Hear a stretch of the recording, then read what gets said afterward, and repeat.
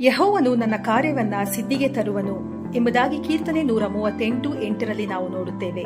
ಜೀವನವು ಸಾಮಾನ್ಯವಾಗಿ ಅಪೂರ್ಣ ಚಿತ್ರಕಲೆಯಂತೆ ನಮಗೆ ಭಾಸವಾಗುತ್ತದೆ.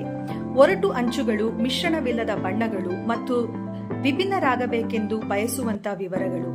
ಆದರೆ ಈ ವಾಕ್ಯವು ದೇವರು ನಮ್ಮ ಕಥೆಯ ಲೇಖಕನು ಮಾತ್ರವಲ್ಲದೆ ಅದನ್ನು ಮುಗಿಸುವಾತನೂ ಸಹ ಆಗಿದ್ದಾನೆ ಎಂಬುದಾಗಿ ನಮಗೆ ನೆನಪಿಸಿಕೊಡುವಂತದಾಗಿದೆ.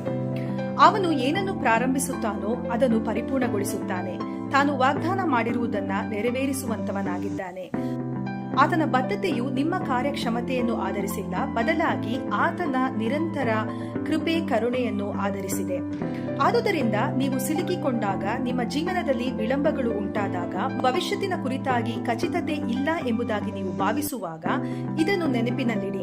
ನೀವು ದೇವರ ಕೈಕೆಲಸ ಮತ್ತು ಆತನು ತನ್ನ ಮೇಲುಕೃತಿಯನ್ನ ಎಂದಿಗೂ ಸಹ ತ್ಯಜಿಸುವುದಿಲ್ಲ. ಆತನು ತನ್ನ ಸಮಯದಲ್ಲಿ ಪ್ರತಿಯೊಂದು ವಿವರಗಳನ್ನ ಪರಿಪೂರ್ಣಗೊಳಿಸುತ್ತಾನೆ, ಯಾಕೆಂದರೆ ದೇವರೊಂದಿಗೆ ಅರ್ಧ ಮುಗಿದ ಕಥೆಗಳೇ ಇಲ್ಲ. ಹಾಗಾದರೆ ಪ್ರಿಯರೇ, ನಾವು ನಂಬಿಕೆಯಿಂದ ಈ ಪ್ರಾರ್ಥನೆಯನ್ನು ಮಾಡೋಣ. ಕರ್ತನೇ, ನನಗೆ ಸಂಬಂಧಿಸಿದ ಎಲ್ಲಾ ಕಾರ್ಯಗಳನ್ನ ನೀನು ಸಿದ್ಧಿಗೆ ತಂದು ಪರಿಪೂರ್ಣಗೊಳಿಸುತ್ತಿ ಎಂಬುದಾಗಿ ನಾನು ನಂಬುತ್ತೇನೆ ಮತ್ತು ನಿನ್ನ ನಿರಂತರವಾದಂತ ಕೃಪೆ ಕರುಣೆಯಲ್ಲಿ ನಾನು ವಿಶ್ರಾಂತಿಯನ್ನ ಪಡೆಯುತ್ತೇನೆ. ಆಮೇನ್. ದೇವರು ನಿಮ್ಮನ್ನ ಆಶೀರ್ವದಿಸಲಿ.